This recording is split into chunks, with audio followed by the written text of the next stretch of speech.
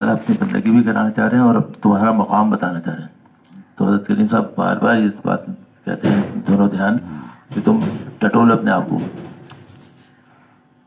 کہ سب سے پہلے جو فنائیت حضرت کی اس کا پہلا سبق ہے کہ تمہیں اپنے آپ کو فنا کرنا ہے. تو آج ذہن میں آیا کہ بھائی مٹی کہاں ہمارے پیروں اور جوتوں کے رو دی جاتی ہے. یہ ہے تمہاری حقیقت. حضرت نے بھی کتنے اپنے مدارس میں اس بات کا ذکر کیا کہ ہم اس بات کو غور کریں سب سے پہلے اپنے کہ بھی ہم ہیں کیا. جبھی اتنا دماغ ہوگا اتنا غور کرو گے جب جا کے کہیں مٹو گے. ورنہ آدمی کوئی تیار نہیں اپنے آپ کو مٹانے کا. اتنا تکبر، اتنا غصہ، اتنی بڑائی جس کی انتہا نہیں. اور شروع دن سے بتا دیا تھا ہم نے تمہیں بنایا کس سے؟ مٹی سے. اور ہمارے میں اپنے سے مخاطب ہوں کہ ہمارے دماغ میں آ ہی نہیں رہا کہ ہم مٹی سے بنے اور ہواؤں بول رہے ہیں کہ نہ جانے کیا ہے وہ بنے مٹی سے. اب آپ دیکھیں اللہ نے مقام بھی آپ کو دینا آگے چل کے کہ ہم فنائیت کرائیں گے تم بنے ہو مٹی سے اور تم نے اپنی حیثیت ہی نہیں پہچانی. اب تم اپنی حیثیت پہچانو تم مٹی سے بنے ہو اور بلندی پہ کہاں لے جانا چاہ رہے ہیں؟ اپنے آپ سے دوستی کرا رہے ہیں. کس مقام میں کوئی یہ تو زمین آسمان کے بھی نہیں کہہ سکتے یعنی کوئی مقابلہ بھی کوئی نہیں.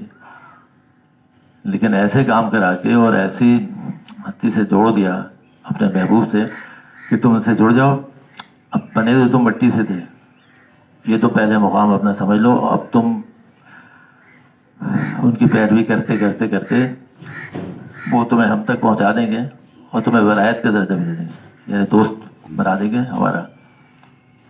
ایسے ہی مفہوم ہے بہت سے آیتوں کے کہ ہمارا یہ بندے جو ہے اگر اس مقام پہ آ جائیں تو ہمارے ولی ہیں، دوست ہیں. اور کتنی ہم تمنا کرتے ہیں، کتنی تصدیق اذکار کرتے ہیں کہ یار ہم اللہ کے دوست بن جائے اور قرب ہو جائے. اور ہمیں تو پھر وہ ولایت کس کو دے رہے ہیں؟ انسان کو جو مٹی سے بنا ہے. اب ایسا ہی ایک خادم ہے تو اتنی اس کو صلاحیتیں پیدا کر دی کتنے کر رہی ہیں تو وہ کہاں کسی ادارے کا کوئی خادم ہو اور وہ جو ادارے کا کوئی مالک ہو جو آج کل انگریزی میں کہتے ہیں سیاسی ہو گیا ہو وہ اس کے کمرے میں جا کے بیٹھنے لگے. سارے کو تو اجازت نہیں ہوتی نا لیکن اس میں اتنی اگر صلاحیت ہے جیسے انسان کو دے دی کہ بھی تم وقت کے ساتھ ساتھ ذکر اذکار نمازیں اور معاملات معاشرت اسوہ رسول کرم کے جو کتنے 5-6 ابواب ہیں نا تو اس پہ درجے بدرجے عمل کرتے کرتے اللہ تمہیں ولایت بھی دے رہے ہیں. تو ابھی تو تصور ہی کرا رہے تھے کہ تم اپنی فنائیت کا مٹی سے بنے ہو تمہاری کوئی حیثیت نہیں اور مقام کیا دے رہے ہیں. پہلے تو اپنے حبیب کو اپنے پاس بلا لیا معراج کرا دی. ہماری طرح بندے بشر لیکن انہوں نے کہا یہ اتنا قرب ہو جائے گا اتنا ہمارے محبوب ہے کہ ان کو ہم اپنے پاس بلا کے وہ سارے انعامات و تحفے دے دیے اتنا قرب کرا دیا اور ہمیں بتا دیا کہ ان کی پیروی میں لگ جاؤ. تو تمہاری کیا معراج ہو جائے گی جیسے نماز کے لیے کہہ رہے ہیں کہ انسان کی مومن کی معراج. تو اس سے بھی کہاں سے ہو رہا ہے کہاں سے تمہارے دوستی کرائی جا رہی ہے؟ پہلے اپنے محبوب کے ذریعے کہ تم ان کی پیروی میں لگ جاؤ. ایک ایک ادا اور ایک ایک سنت پہ عمل کر کے مقام تمہیں دلایا جا رہا ہے. لیکن پہلے تو احساس بھی کرا دیا تھا کہ تمہارے اپنی حیثیت یاد دلا دی تھی. پھر ہوتے ہوتے ہوتے تم بڑے ہوئے شعور ہوا تمہیں پاکی نہ پاکی کا. وہ جو بھی ذکر ہوا کہ وہ اپنے کمرے میں جا کے کوئی خادم اپنے ادارے کے بڑے دفتر میں بیٹھ جائے وہ کب بیٹھ سکتا ہے کہ جب وہ اس کی صلاحیتیں اتنی ہوں پاک صاف ہو. تو ہمیں کیا کرایا جا رہا ہے؟ طہارت کرائی جا رہی ہے، پاکی کرائی جا رہی ہے، نمازیں پڑھوائی جا رہی ہیں، روزے رکھوائے جا رہے ہیں. جسم بھی پاک کرایا جا رہا ہے اور قلب کو بھی پاک کرایا جا رہا ہے اذکار سے قرآن کی تلاوت سے. اور اس میں اجر وقت کے ساتھ ساتھ اس میں کتنی ترقی ہو رہی ہے ان میں کتنا اجر مل رہا ہے اور پھر اس کے مقامات بڑھتے بڑھتے بڑھتے بڑھتے ولایت کے درجے اور نہ جانے کون کون سے درجے پہ پہنچ جاتے ہیں. تو کتنا قرب ہو گیا اللہ کا. بنے تو مٹی تھے لیکن تمہیں اتنی صلاحیتیں دے کے اور اتنی اپنے قرب اتنا حاصل میں ہو گیا کہ تمہیں اتنی اجازت مل گئی. اور تم سے کہا جا رہا ہے کہ تم دادا ہمیشہ ہی کہتے تھے کہ رات کو تھوڑی دیر لیٹ جاؤ، برابر کر لو 7 دن کا، اور تم اللہ سے باتیں کرنا سیکھ لو. تو وہ جو آدمی خادم بیٹھا تھا جا کے اپنے باس کے بعد، تو اتنی صلاحیتیں اس کو ہوں گی جبھی اس کو اجازت ملی باتیں کرنے کی. یہ تو سمجھانے کے لیے حضور نے کہا. تو ہمیں جب باتیں کرنے کی عادت ہو جائے گی، باتیں بھی کس سے کریں؟ رب العزت سے. ہم آپ ایک دوسرے سے باتیں کرتے ہیں، کتنا خوش ہوتے ہیں کہ آج گئے حضرت سے گفتگو ہوئی، آپ سے ملے، آپ سے گفتگو ہوئی، اور انہوں نے یہ کہا، ہم نے یہ کہا، انہوں نے یہ جواب دیا. اب کہاں جا رہے ہیں؟ آگے مرحلوں میں کہ اللہ رب سے تم دوستی کر لو اور ایسے مقام پہ پہنچ جاؤ ہم سے دوستی ہو جائے گی اور خوب باتیں کرو. تو اس کی تفسیر میں اور تفصیل میں ساری کہ نماز میں کھڑے ہوتے ہیں تو اللہ سے دھیان ہوتا ہے، اللہ سے مخاطب ہوتے ہیں، کلام اللہ پڑھ رہے ہیں. جب کلام اللہ کو اللہ پڑھنا شروع کیا تو یہ اللہ سے باتیں ہیں. نماز میں کلام اللہ ہے تو اللہ سے باتیں ہو رہی ہیں. ذکر جتنے بھی ہیں سب اللہ سے باتیں ہو رہی ہیں. پر عملی زندگی میں بھی اب آپ دیکھیں، جب یہ کہا گیا کہ تم یہ کرو تو ہم تمہارے ہاتھ بن جائیں، پیر بن جائیں، تو ہر طرح کی تشبیہ دے دی گئی، یہاں اذکار سے بھی اور عملی طور پہ بھی. تو کمی کہاں ہے ہمارے اپنے اندر ہے کہ ہم اس طور پہ وہ درجہ حاصل نہیں کر پا رہے، انماق نہیں ہو پا رہا. ابھی شروع میں جب آئے تو سردی کا ذکر ہو رہا تھا، حضرت قرآن اتنی انماق اپنی اس میں رہ رہے ہیں، یعنی بالکل ہی اتنی ان کی اپنے توجہ ہے اور اتنا انماق ہے ان کو. لیکن ذرا سا ان کے سامنے پہنچے تو کہ بھائی آج موزے پہن کے نہیں آیا، آج کیا بات ہے، بہت بہادر بن رہا ہے. تو اس سے یہ کہتے بھائی سویٹر نہیں پہنا، کوئی جیکٹ نہیں پہنی. تو کہنے مجھے سمجھا رہے ہیں کہ یہ بھی سمجھا رہے ہیں، یہ بھی ٹوک رہے ہیں اور بناتے بھی جا رہے ہیں اور یہ سبق بھی دیتے جا رہے ہیں. اب دادا کے ساتھ سفر پہ گئے اسلام آباد اور وہاں نکاح میں شریک ہوئے. سب ظاہر وہ ماحول ایسا تھا کہ ان کو پتا تھا یہ بچے ہیں، نوجوان ہیں، اور خوب جو ہے وہ جا کے چرچا کریں گے کہ ہم کس کس سے ملے اور کہاں ملے، کہاں سے ہماری خاطر بازار ہے تو یہ کہاں ٹھہرے. تو وہیں سفر سے واپسی پہ وہیں یہ گھر آنے کا بھی انتظار نہیں کیا، وہیں پہ ہم لوگ کو سمجھا دیا. دونوں بھائی کو بھائی بھی ساتھ تھے اور ہم لوگ کے حضرت مفتی رفیع اسماعیل صاحب تھے. حضرت بھی وہ غور سے سن رہے تھے کہ بچوں کو کیا سمجھا رہے تھے کہ بھی دیکھو یہ ہمارے حضرت کی وجہ سے، ہمارے شیخ حضرت مولانا اشرف علی تھانوی رحمۃ اللہ کی وجہ سے یہ سب ہماری خاطر مدار ہو رہی ہے. اب بیٹھے ہیں حضرت کہاں ہیں، 100 سال پہلے دنیا چلے گئے.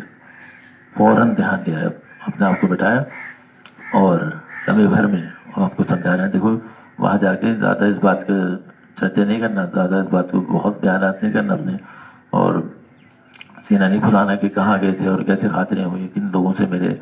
یہ سب دنیاوی چیزیں ہیں، سب ساری دنیا پیش آتی، ہر وقت ساری عمر پیش آتی رہتی ہیں.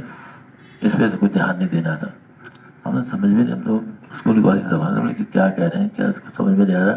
تو آئے ہیں اور طبیعت میں تو ضرورت آ گئی کہ جائیں گے، بتائیں گے کہ یہاں گھومیں، ایسے لوگوں میں ملے، ایسے لوگوں میں بیٹھے.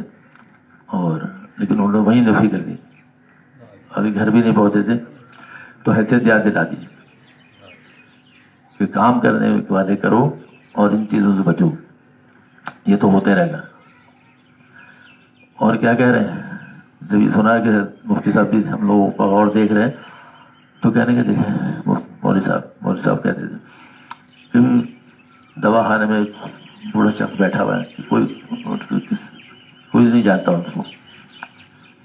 یہ سب پہچان حضرت تھانوی رحمۃ اللہ علیہ کی سے، ہمارے شیخ کی وجہ سے کہ یہاں ہم سب بیٹھے ہوئے اور انہوں نے بلایا ہوئے، اتنا احترام کیا. تو اپنے بھی نفی کر دی، ہمیں بھی سمجھا دیا، مفتی صاحب کو بھی سمجھا دیا. واپس آ گئے شہر اپنے. اور ظاہر چونکہ اسی وقت نئی نئی بات تھی تو ہم نے بھی اس پہ عمل کیا، اور آج تو خیر ذکر ہو رہا ہے. لیکن بات ساری ہے کہ وہ یاد بھی دلا رہے ہیں کہ تم کون ہو، اور ساتھ یہ بھی بتانا چاہ رہے ہیں کہ اب تمہیں کیا بننا ہے، اور تمہیں اتنے قرب اللہ کا کرنا ہے کہ اللہ سے باتیں بھی کرنی ہے، اس درجے بھی پہنچانا ہے، اور تمہیں ولایت بھی حاصل کرنی ہے. اور ولایت تو اللہ کی طرف سے ہو ہی جاتی ہے جب اس مقام پہ اللہ پہنچتے ہیں. اللہ کا ولی، اللہ کا دوست بن ہی جاتا ہے. بس اللہ سے باتیں کرنا سیکھ لو، اور اتنی باتیں کرنا سیکھ لو کہ تم بے تکلف ہی سے، شاید ہم آپس میں اتنے بے تکلف نہیں ہو پاتے ہیں، لیکن اللہ نے تو ہمیں چھوٹ دے دی کہ تم آؤ، رو گڑ گڑاؤ، بچے جیسے مچلتے ہیں ایسے ہی مچلو، سارے ناز و نخرے تمہارے اٹھا لیں گے. لیکن تو بس ہم، اور مزے کی بات ہے ہم دار اللہ کا مقام، تم ایک ہی قدم آؤ، باقی کام ہمارا ہے. تو اپنے لیے 10 قدم کہہ دیے، ہے تو زیادہ ہے سمجھانے کے لیے کہہ دوں 10، لیکن اس کی رفتار تو اللہ ہی جان سکتے ہیں کہ اگر ایک دفعہ اللہ نکل رہا ہے اخلاص ہے تو اس کا کیا مقام ہوگا بدر ہونے کا. تو اس پہ مقام پہ لینا چاہ رہے ہیں، آنا چاہ رہے ہیں کہ اس پہ آ جائے اور اللہ سے باتیں کرنے لگے، اور اتنا ہلکا پھلکا ہو جائے کہ دل دماغ ساری چیزیں نکل جائیں. دادا اسی لیے سمجھاتے تھے کہ تمہاری جو حواس باختہ زندگی ہے، تم اس سے پریشان ہو، آج یہ معاملہ ہے، آج یہ معاملہ ہے، کل تم سے وہ مسئلہ نہیں حل ہو رہا ہے، یہ مسئلہ نہیں ہو رہا ہے، تم سے نہ چھوٹے ہو مسئلے حل ہو رہے ہیں نہ بڑے ہو رہے ہیں، اس لیے تم سے بے قابو ہو جا رہے ہیں. تو ہم نے اب دنیا بھیجی اپنا محبوب، اب تم ان کی پیروی کرو، دیکھو کیسے ہلکے پھلکے ہو. وہ کیا نسخے ہیں سارے کہ تم سے باتیں کرنا سیکھ لو، کوئی پریشانی ہو نمازوں میں لگ جاؤ. اب وہ کام ہم نے کیے نہیں، پریشان ہم ہو رہے ہیں. ذرا سی پریشانی صاحب آ گئے تھے کہ ہم نے دیکھا کہ نماز کی نیت باندھ دی، ذرا سی کوئی بات ہوئی پریشانی کی، صلاۃ الحاجت. بزرگوں نے یہ ہمیں سکھا دیا کہ کشمیر سے مفتی محمود اللہ صاحب دعوت البرکات تشریف لاتے، ہر بات میں اتنا نماز ہے، صلاۃ الحاجات اور اللہ سے جوڑنے کا اور اللہ سے باتیں کرنے کا اتنا زیادہ کہ بس کوئی بات شروع کری، بھائی تم صلاۃ الحاجت میں جاؤ، دیکھو تمہاری پریشانی کیسے ہوتی. تسلی تشفی دے کے بھائی کیوں پریشان ہوتے ہو. کیسے کیسے دادا کے پاس لوگ آتے تھے، ویسا کہ تم لوگ تو خیر دیکھے نہیں، اور دواخانے میں بھی آ رہے ہیں، خطوط بھی لکھ رہے ہیں، کیسے کیسے حالات بیان کر دیے. لیکن وہ نسخے وہ ایسے کارگر ہوتے تھے کہ ذرا سی توجہ دلاتے تھے اور آئندہ آنے والے وقتوں میں اس کی حالت بدلتی جاتی. کیسے کیسے حالات گزروں. اور خود پہ بھی سوانے بھی پڑھ رہے، حضرت کل رکھی تھی آپ تشریف لائے تو اس میں بھی پڑھتے رہے، خطوط بھی حضرت کتاب چل گئی وہ اس میں آپ پڑھ رہے ہیں.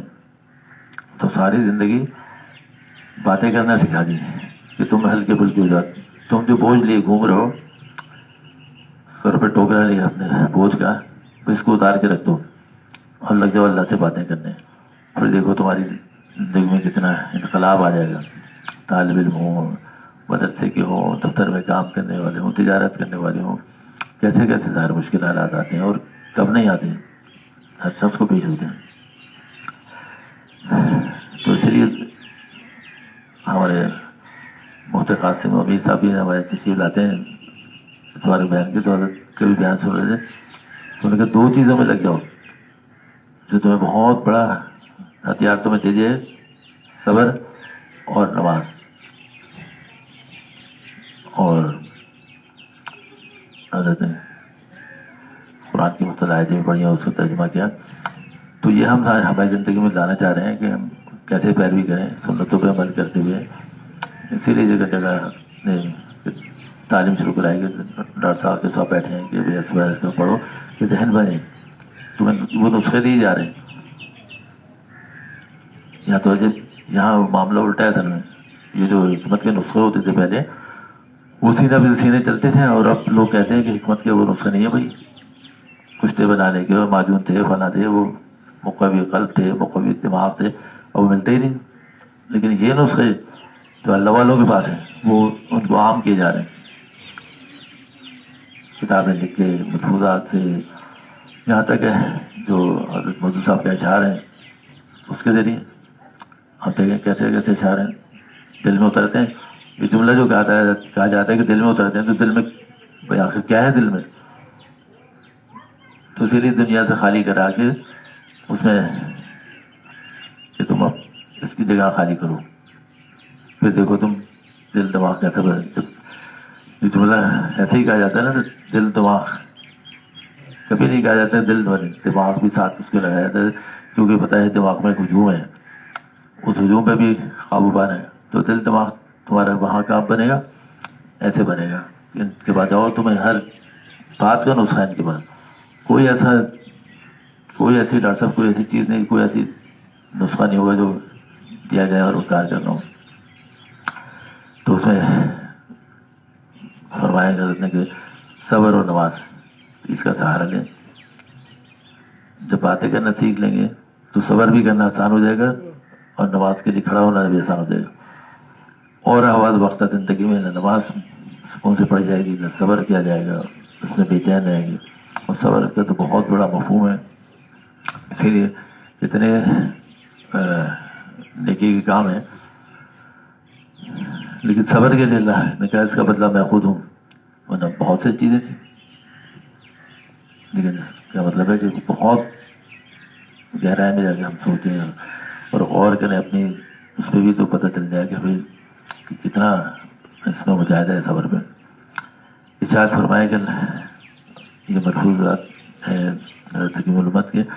ارشاد فرمایا کہ اللہ تعالیٰ نے جن لوگوں نے اللہ کی رضا کے لیے دنیا کی تکلیفوں پر صبر کیا اور نمازیں پڑھی اور اللہ کی دی ہوئی روزی میں چھپے اور ظاہر کی راہ میں خرچ کیا، برائی کے مقابلے میں نیکی کرتے رہے، تو یہ ایسے ہیں جن کی دنیا کا انجام بھی اچھا ہے، یعنی آخرت میں ان کے رہنے کے لیے جنت کے باغ ہیں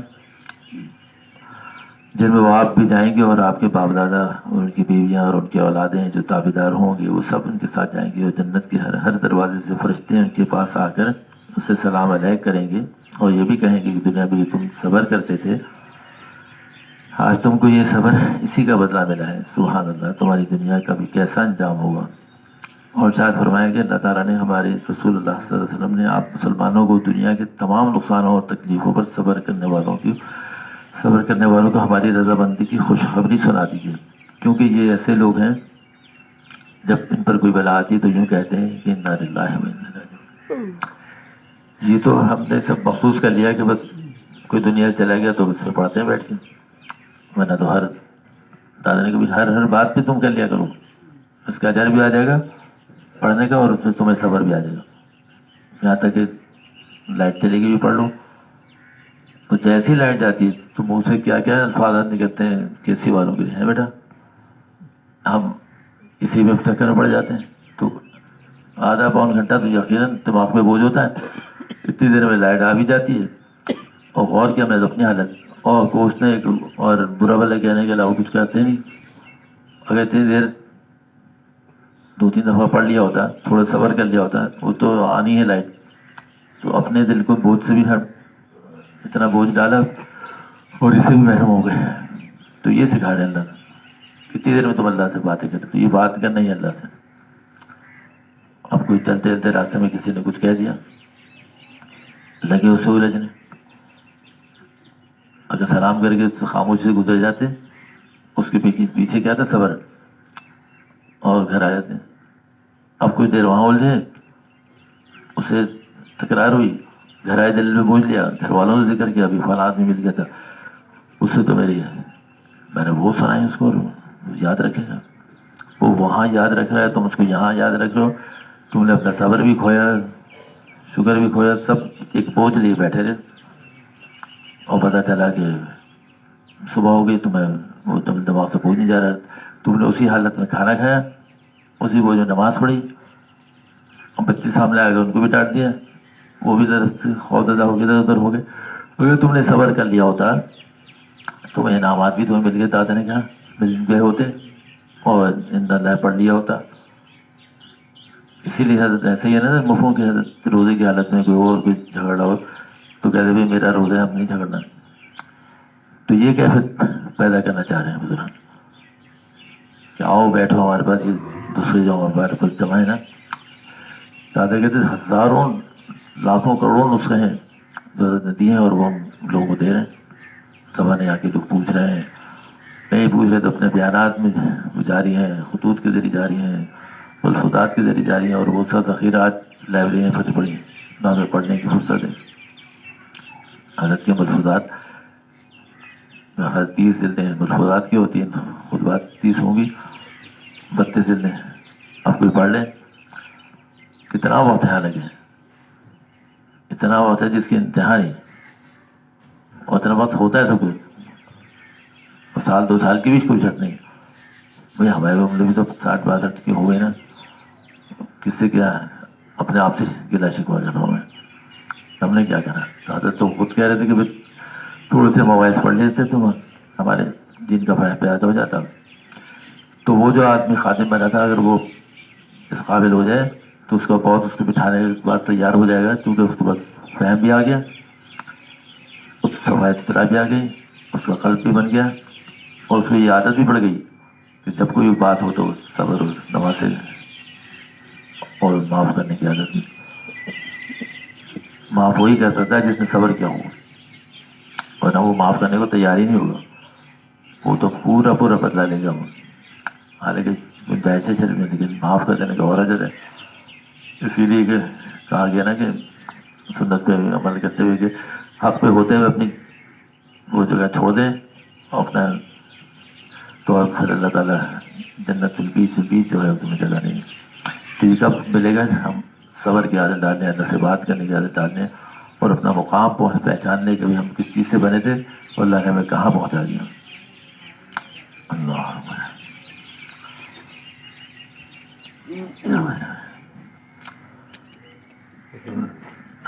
تھکان ہونے والی مسیح برکت کے لیے خیال تھا. اس وقت جمعے کی مجلس کے یہ بیان ہوتا ہے، مختصر پڑھ لیا جائے کہ جو جمعے کی طرف سے مغرب بیان ہوتا تھا وہی ہے سب کے. حضرت فرمانے کہ اپنے گھر کے ماحول کو تمام تر اسلامی بنانا چاہیے، ورنہ آئندہ نسلیں سے بالکل بیکار ہو جائیں گے. اب دیکھیں جنہوں نے باتیں سنی ہیں، کیسے سنی ہیں، بالکل وہی الفاظ کانوں میں گونج رہے ہوں گے.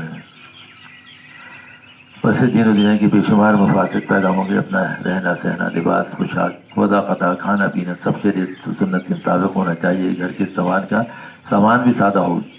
یہ اتنے دلکن کہہ رہے ہیں کہ صحیح روپے پیسہ ہو، اس کا مطلب نہیں کہ نمائش میں لگ جاؤ. ایسے سے زیادہ قیمتی سامان جو محض نمائش کے لیے ہو، اس کا مہیا کرنا اسراف بھیجا ہے. حضرت یہ بھی تو میں اپنی سمجھ سے کہہ رہا ہوں، یہ بھی صبر رک جائے. اچھا رک جائے گا تو صبر ہی ہوگا نا.